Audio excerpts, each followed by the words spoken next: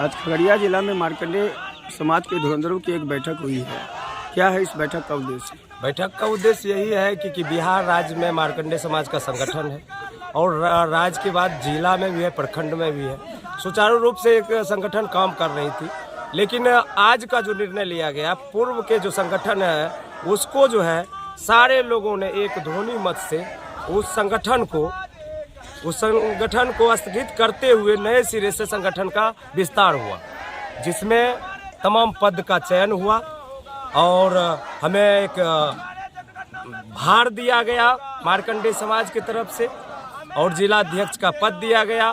मैं जो आज इस पद से घोषणा करना चाहता हूं कि पूरे बिहार में जो जनगणना हुआ, उस जनगणना में अनियमितता बरती गई मार्कंडेय समाज के साथ, क्योंकि मार्कंडेय समाज को 88,000 के करीब दिखा रहा है पूरे बिहार में उसका।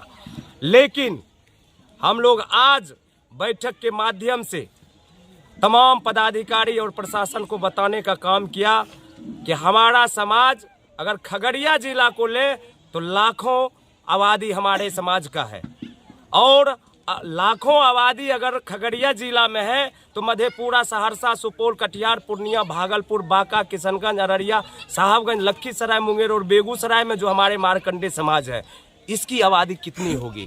इसलिए हम जो ये संगठन के माध्यम से गांव का जनगणना करेंगे खगड़िया में और सरकार को बताएंगे कि अगर हम आपसे कहीं चूक हुई है तो ये समाज का गणना फिर से करा लीजिए। ये समाज 10 लाख से अधिक बिहार में है, लेकिन इसको किसी न किसी कोड में घुसा करके इस समाज के साथ जो किया वो नहीं होनी चाहिए। अच्छा, इस समाज के एक भी प्रतिनिधि, चुने हुए प्रतिनिधि आपके समाज में हैं क्या?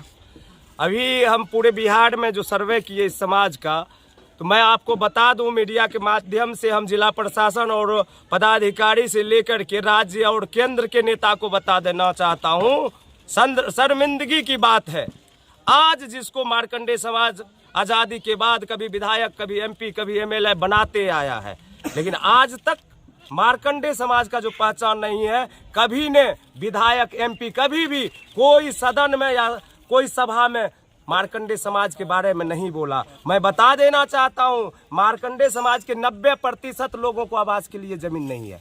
वो बांध पर, सड़क पर, रेलवे की जमीन पर रह रहा है, किसी तरह झोपड़ी तो कहीं प्लोथिंग टांग करके रह रहा है। और आश्चर्य होगा आपको सुन करके, 99% मार्कंडेय समाज का जो लोग है वो शिक्षित है। आप कहिएगा कैसे 99%? अभी तो पारा उठा है नीतीश के सरकार में, तो फिर 99% मार्कंडेय समाज कैसे वो शिक्षित है? मैं आपको बताना चाहूँगा, आश्चर्य होगा कि मार्कंडेय समाज में BDO, CO, DM, SDO, SP, विधायक, सांसद, एमएलसी, लेखक, पत्रकार, गायक, डॉक्टर, इंजीनियर, दरोगा, आईजी, डीआईजी, कमिश्नर इस समाज में है ही नहीं। इसीलिए ये विलुप्त होते जा रहा है और इसका पहचान खत्म होती जा रहा है। क्या कारण है कि यह समाज अपनी पहचान खो रहा है? देखिए, सबसे बड़ा बात है वो शिक्षा। ये समाज, मार्कंडेय समाज, आप देखे होंगे मार्कंडेय एक पुराण है और मार्कंडेय को मुनि का उपाधि दिया गया था।